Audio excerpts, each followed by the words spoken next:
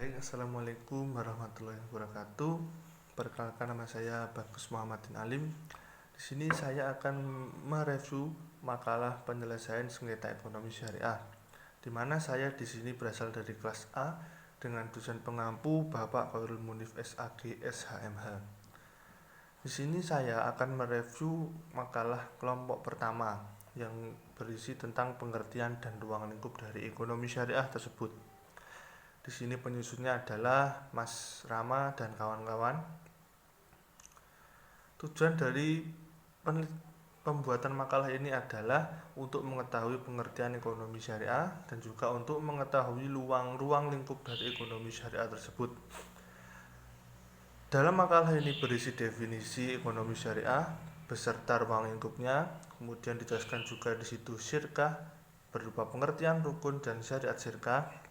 Setelah itu pembagian syirkah itu sendiri. Selanjutnya juga ada materi tentang mudharobah. Berikut juga pengertian, pembagian rukun dan syarat mudharobah. Baik, secara garis besar makalah ini sudah sesuai dengan prosedur penulisan yang diminta oleh Bapak dosen, yaitu dengan 10 sumber. Footnote-nya juga sudah 10 dengan 5 buku. Di sini sudah ada 5 buku sebagai sumber referensi, jadi sudah sesuai dengan apa yang diinginkan oleh Bapak dosen. Baik, setelahnya kita masuki pengertian ekonomi syariah. Di sini secara umum ekonomi syariah itu adalah salah satu ilmu sosial yang mempelajari aktivitas manusia yang berhubungan dengan produksi, distribusi, dan konsumsi terhadap barang dan jasa.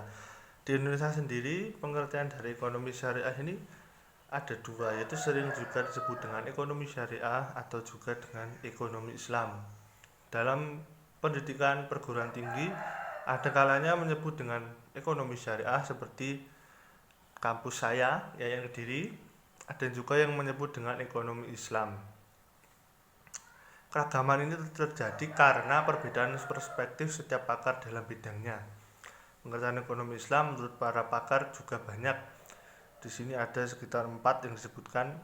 Saya sebutkan satu, yaitu menurut Monzerkaf dalam bukunya The Islamic Economy menjelaskan bahwa ekonomi syariah adalah bagian dari ilmu ekonomi yang bersifat interdisipliner, dalam arti kajian ekonomi syariah tidak dapat berdiri sendiri tetapi perlu penguasaan yang baik dan mendalam terhadap ilmu-ilmu pendukungnya, juga terhadap ilmu-ilmu yang berfungsi sebagai tool of analysis seperti matematika, statistik, logika, dan usul fikih. Itu adalah salah satu pengertian menurut Monzerkaf dalam bukunya The Islamic Economy.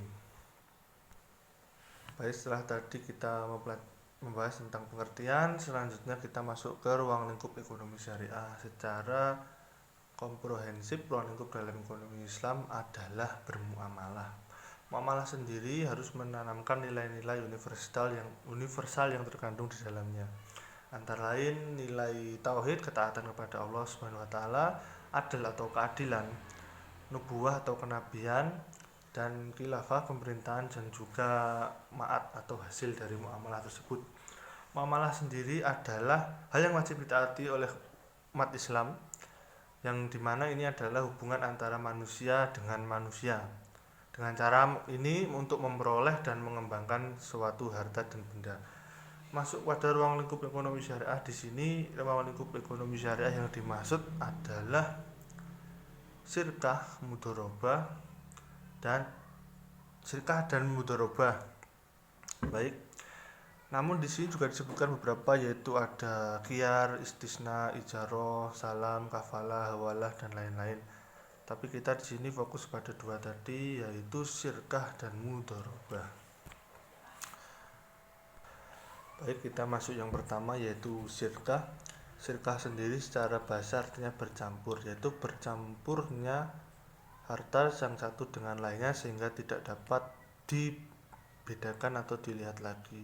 Secara lain, syirkah adalah suatu akad dari kedua belah pihak untuk melakukan perjanjian jual beli atau perjanjian usaha. Syirkah tentunya memiliki rukun. Di sini rukun syirkah itu ada 3. Yang pertama adalah akad syirkah itu sendiri. Yang kedua adalah orang yang berakad. Yang ketiga adalah usaha atau barang yang diakadkan.